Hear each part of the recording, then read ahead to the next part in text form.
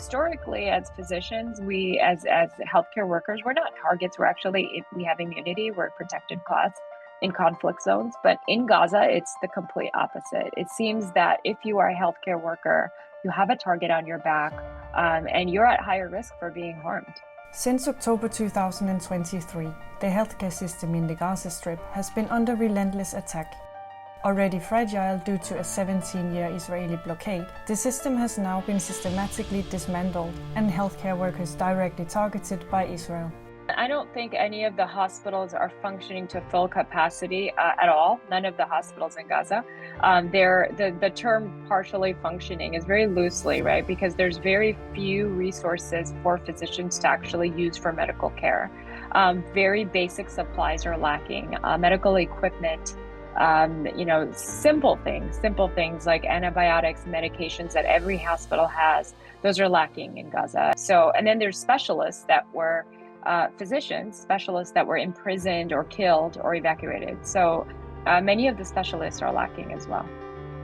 Humanitarian organizations like Doctors Without Borders have been forced to abandon 17 health facilities.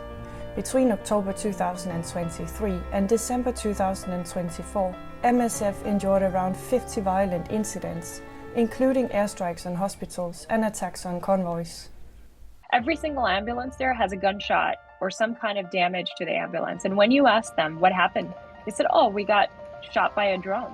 We got killed or a sniper. And so what it does is it prevents ambulances from actually going and getting patients to bring to the hospital because they're too scared. They're going to get killed. For international healthcare workers, the challenges begin long before they enter Gaza. At the border crossings, they face restrictive policies, intense scrutiny and deliberate harassment. They often also face difficulty leaving the enclave, as Israel refuses to allow them through its crossings to return home. You're heavily monitored and restricted. You have guns pointed at you from the Israeli military the entire time. And as a healthcare worker, as a physician, I'm not military trained. That is extremely scary for me to have a gun pointed at me. It suggests to me that this is a tactic that they're using to intimidate and to prevent physicians from coming in. When physicians know that there is a chance they will be blocked from exiting, they're not going to go. And it's just a way to make it more difficult for healthcare workers to provide the care. The World Health Organization has recorded 617 attacks on Gaza's healthcare facilities since October 2023. More than 1,000 medical workers have been killed, and at least 250 have been detained by Israel, many of them taken to unknown locations.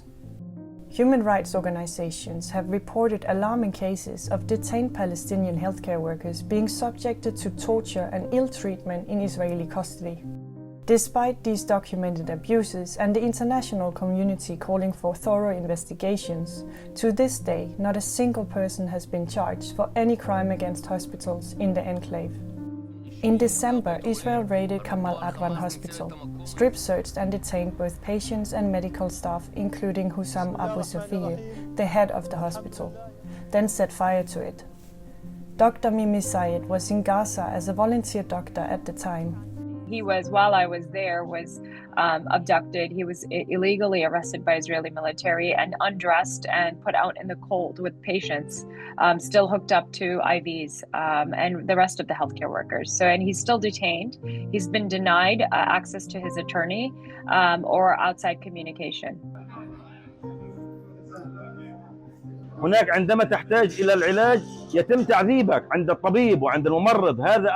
هذا لم يحدث في العالم كله، أن الممرض والطبيب يعاقب الأسير، هذا يضرب عرض الحائط كل المواثيق الدولية. Israel claims it is detaining doctors because they're Hamas agents and they've allowed the movement's fighters to use the hospitals. Never did I witness a combatant or anyone carrying a gun, a fighter, anybody that was in the hospital. I never treated them. I never saw them walking around. All I saw were children, women, and civilians. That's who we treated.